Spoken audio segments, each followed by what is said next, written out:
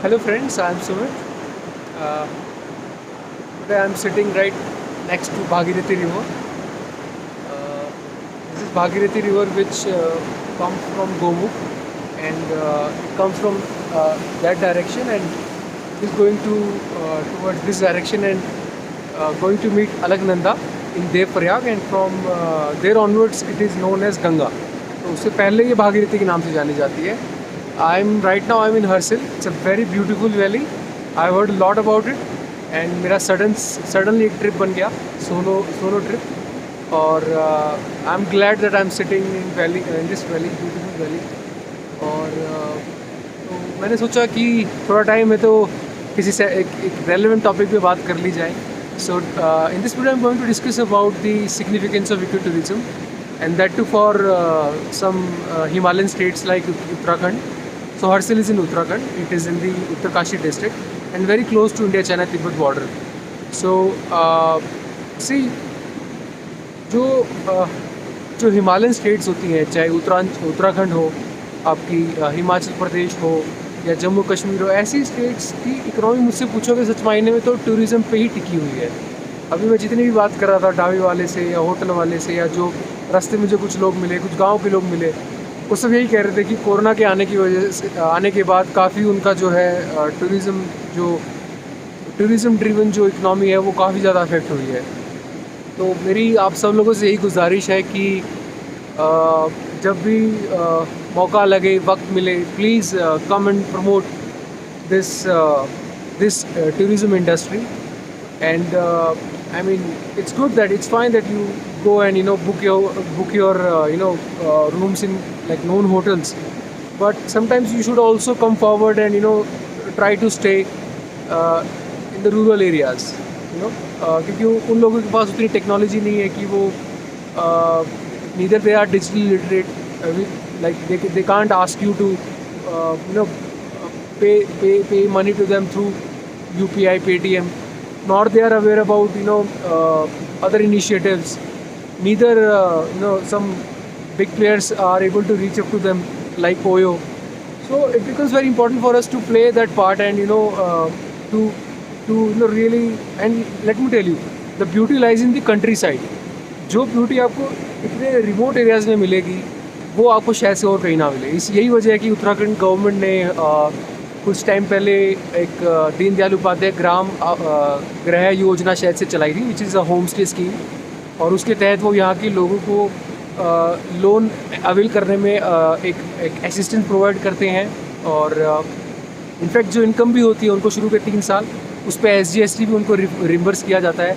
हिमाचल प्रदेश में जाएंगे तो वहाँ पे बेड एंड ब्रेकफास्ट स्कीम है, जहाँ पे आप जहाँ पे जाके आप लोगों के साथ रह सकते हैं, उनके घर में रहकर वहाँ के कल्चर को आप जान सकते हैं. ठीक है, बिल्कुल सही कहा है किसी ने कि एक राज्य से दूसरे राज्य और दूसरे राज्य से तीसरे राज्य, आप हर राज्य जब बदलेंगे आपको एक नया कल्चर देखने को मिलेगा, नया ड्रेस कोड देखने को मिलेगा, नई क्यूजीन मिलेगी, नई हिस्टोरिकल हेरिटेज जानने को मिलेगी. तो मतलब मैं तो बहुत एक्साइटेड हूँ. अभी तो जब भी मौका मिलता है मैं हमेशा रेडी रहता हूँ घूमने के लिए.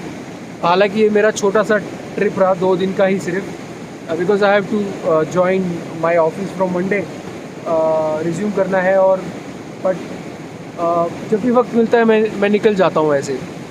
और बहुत ही अच्छा लग रहा है. अभी सुबह के 7 साढ़े 7 हुए हैं और मैं भागीरथी के बैंक्स के बगल में बैठा हूँ. और मैं एक और चीज़ कहूँगा कि जितने भी यात्री आते हैं प्लीज़ ध्यान रखें कि जो चीज़ आप अपने साथ लेके आते हैं उसको वापस भी लेके जाएं. अगर आप बॉटल्स अपने कुछ जो भी प्रोडक्ट्स वगैरह लेके आते हैं, अगर आप उनको ला सकते हैं तो उनको वापस भी ले ही जा सकते हैं, राइट. तो उसको कोई फेंकने की ज़रूरत नहीं है. मैं जगह जगह देखता हूँ, कई जगह बॉटल्स, प्लास्टिक की बॉटल, ग्लास की बॉटल्स, रैपर्स, बहुत अच्छा नहीं लगता वो देख के. मतलब ये हमारी धरोहर है यार, हमें इसे मेंटेन करना है. ठीक है, इसको इसकी प्रिस्टाइन ब्यूटी में रखने के लिए हमें छोटे छोटे कदम उठाने पड़ेंगे. तो तीसरा मैं इको टूरिज़म के बारे में बात करना चाहता हूँ. इको टूरिज़म में क्या होता है कि आप लोगों को एक जब लोग इको टूरिज़म की बात करते हैं तो उसका सीधा मतलब ये होता है कि टूरिज़्म के बहाने आप उनको इकोलॉजी की सिग्निफिकेंस के बारे में समझाना चाहते हैं. आप समझ रहे हैं? तो जब आप लोगों को नेशनल पार्क्स में या वाइल्ड लाइफ सेंचुरीज़ में जब उनको सफारी करवाते हैं, तो उसका एक रीज़न ये भी होता है कि people become much more aware how this entire ecosystem works.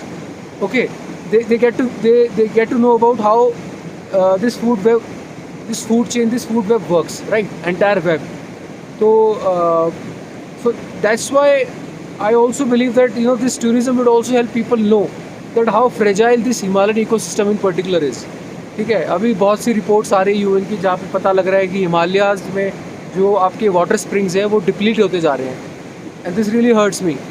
I'm always nature. I've always been a nature loving person. देख के बड़ा बुरा लगता है. हर दूसरे तीसरे साल खबर आती है कि हिमालयाज़ में आग लग गई. उसके कुछ ठीक है, कुछ रीजंस जेन्युइन, कुछ नेचुरल रीजंस भी हो सकते हैं, लेकिन कुछ मैन मेड रीजंस भी हैं, तो उसके बारे में भी बात करना बहुत ज़रूरी है. और क्योंकि अभी मैं Gangotri is just 25 kilometres away from here. Though I plan to go there, but I won't be going there because I'm really short of time.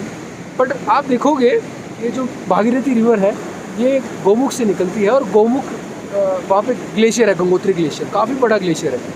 20 साल बैक अगर आप पहले आए होगे और आप अगर आज जाके देखोगे वो ग्लेशियर काफ़ी हद तक, काफ़ी मीटर पीछे रिट्रीट हो चुका है.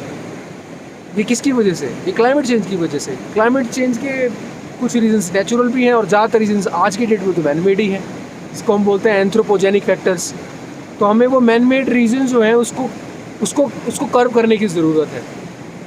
ठीक है, और बस यही गुजारिश थी. ये वीडियो मैंने इसलिए बनाई थी कि यहाँ के एक लोकल टूरिज़्म को प्रमोट करने की कोशिश करें, अपने दोस्तों के साथ, अपनी फैमिली के साथ, अकेले ही सही आप आएँ.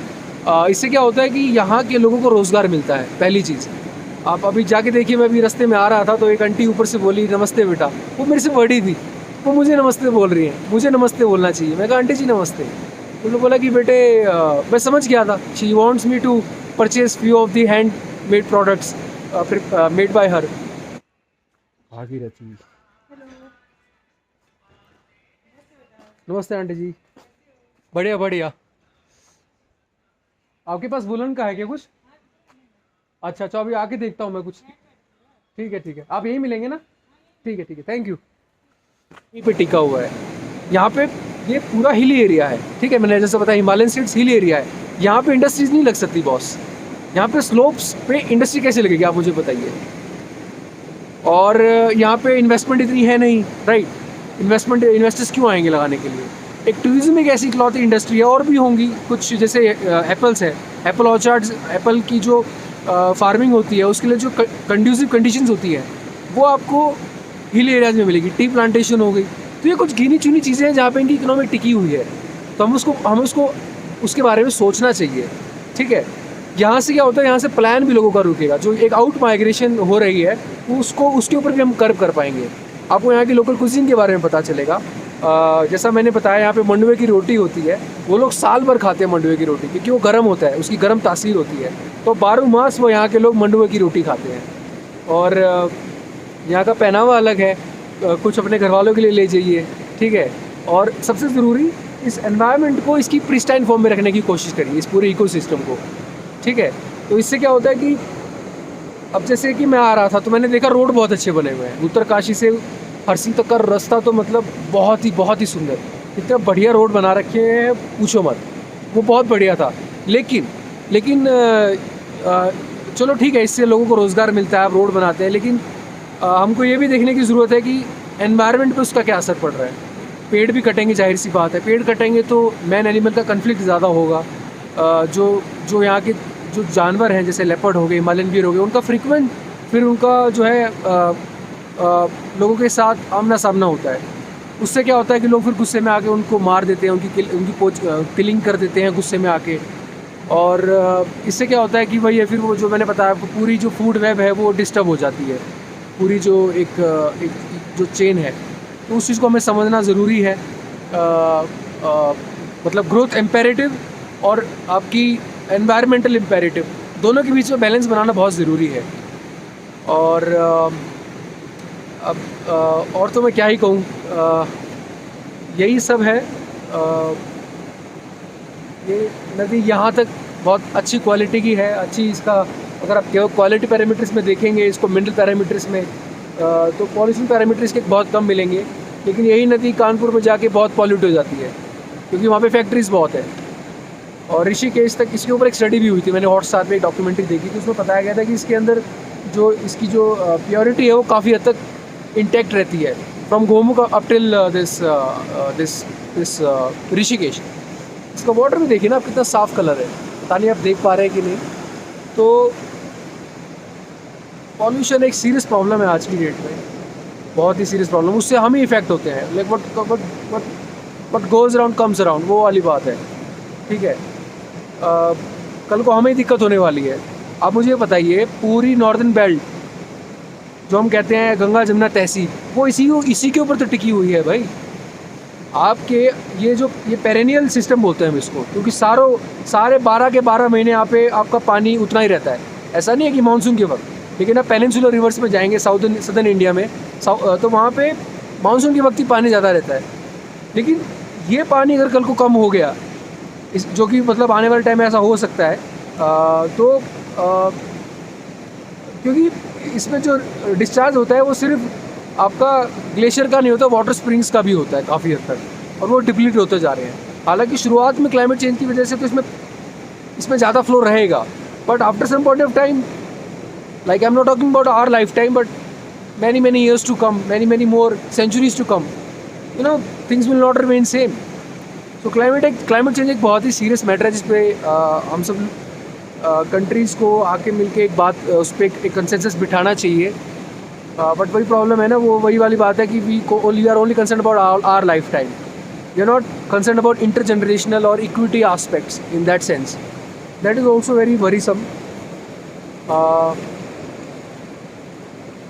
पानी का बहाव काफ़ी तेज़ है, काफ़ी काफ़ी मतलब ग्रेडियंट होगा यहाँ पे। मतलब ये है तो वैली, लेकिन यहाँ पे भी 2700, मैंने चेक करा था, 2750 मीटर के करीब अबव है ये मीन सी लेवल से। तो वैली होने के बावजूद भी काफ़ी अच्छी खासी हाइट पे है। और सुबह टेम्परेचर माइनस में था, दिसंबर का महीना है ये, आज 5 दिसंबर है, और बहुत ही अच्छा लग रहा है, बहुत ही अच्छा, बहुत ही सुंदर। ये कैंटोनमेंट एरिया है, तो मैं इसलिए थोड़ा दूर आ गया हूँ, वहाँ पे वीडियो बनाना ठीक नहीं था। काफ़ी मिलिट्री इक्विपमेंट्स थी, आर्मी के टेंट्स वगैरह थे, कैंप्स थे उनके, और बहुत ही सुंदर, बहुत ही आला।